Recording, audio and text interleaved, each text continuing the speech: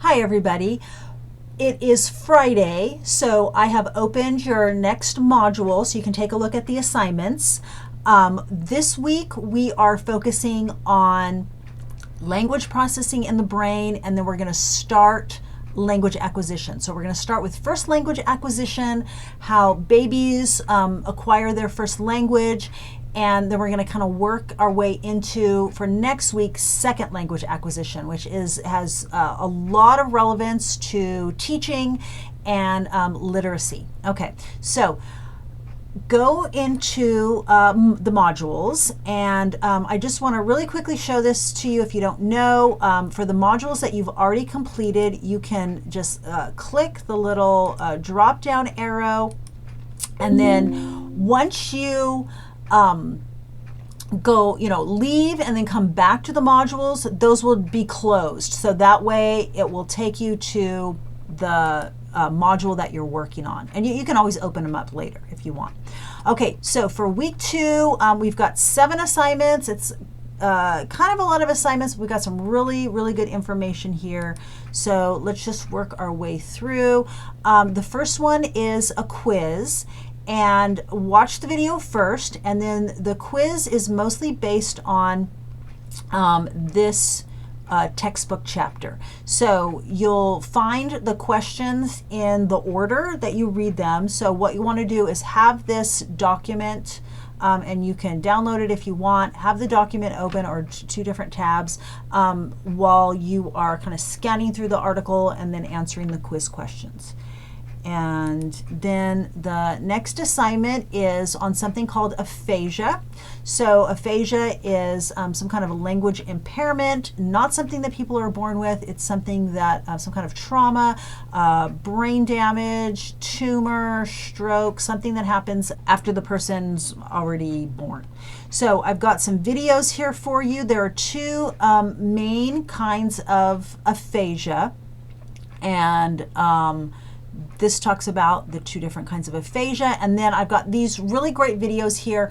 These show 2 different gentlemen who are suffering from the 2 different types of aphasia. So you can really see and really think about, when you listen to them talk, what their language sounds like, how their language is affected by those specific areas of the brain that are damaged.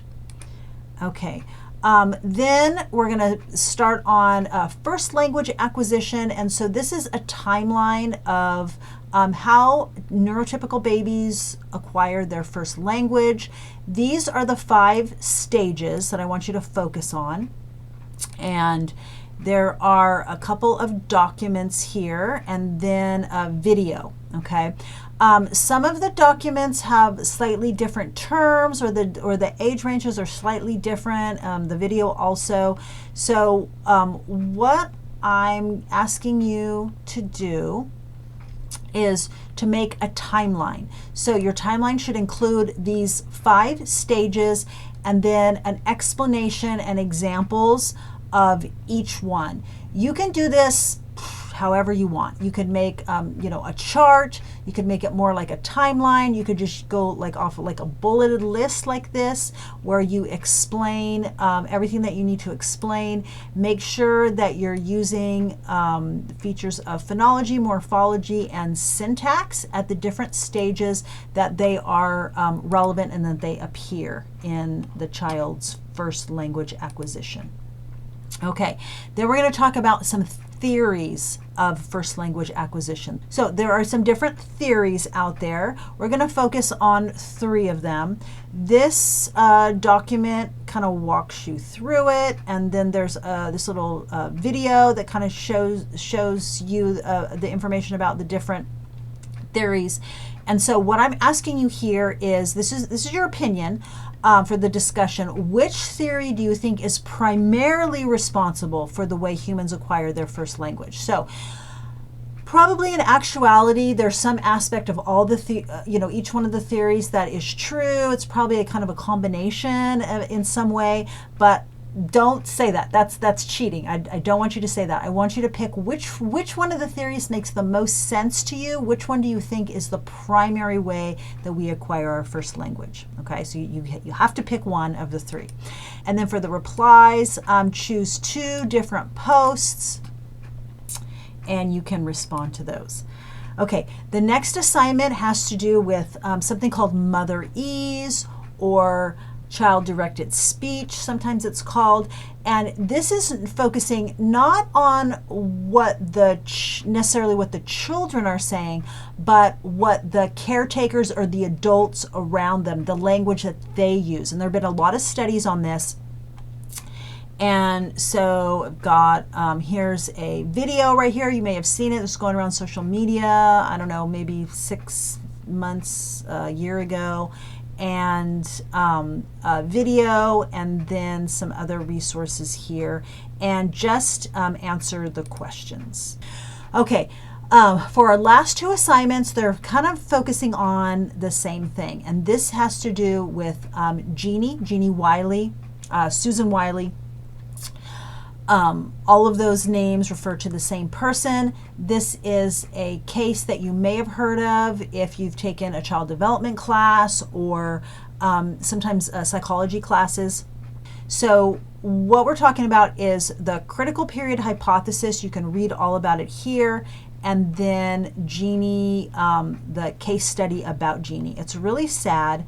I want you to watch this documentary. And it is, the whole entire thing is here. The documentary is, I think it's a little under an hour. You don't have to watch the whole entire documentary, but I think once you start watching it, you may, just even if you don't intend to, you may end up watching the whole thing, because it's absolutely fascinating, although it's just super, super sad. So then there's another article here for you, and what I'm asking you is to first tell me about the critical period hypothesis. What is that? What's a summary of it? And then say whether you think Jeannie's case proves or disproves the theory or the hypothesis. Okay. Okay, the last thing is our first lesson plan that we're going to write. So I do have a video here that walks you through how to write the lesson plan, what I'm looking for. So you absolutely can reach out to me if you're confused, if you have any questions about it, but make sure that you watch this video, because it probably will answer most of your questions. So this is a little bit of a strange lesson plan. It's not something that you typically would do, but since we're talking about Jeannie and I want to, focus on her language development, this, real life case that it's in the past, but it's a real life case.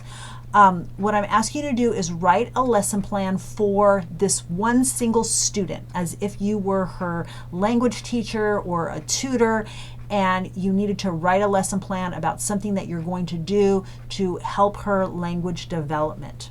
Okay, I have the standard here for you, so you can just copy and paste this.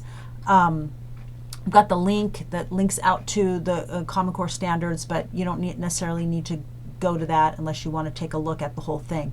But this is the standard, so just copy and paste this. I do have a lesson plan template here for you, and it's a Word document. I would suggest using this unless you have another one that that you've used in the past that you like, that has all of these same elements. Okay, so this takes you through the different elements of the lesson plan. I've got some tips for writing lesson plans, and then what I just want you to do is on that document, you're going to write your lesson plan. That's part 1, okay? But part 2 has some information that I want to ask you about your experience in writing the lesson plan. Okay, so challenges, what you thought was the most difficult part, what parts just kind of were harder for you, what parts were easier for you. And so that way I can get some information from you for when we do our next lesson plan, which I think is going to be in 2 weeks.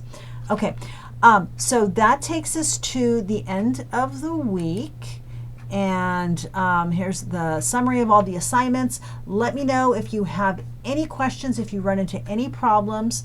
I'm going to start to give you grades for your first assignment starting early next week, probably Monday. So you can take a look at that. And yeah, let me know if you run into any problems. All right, I will talk to you later. Bye-bye.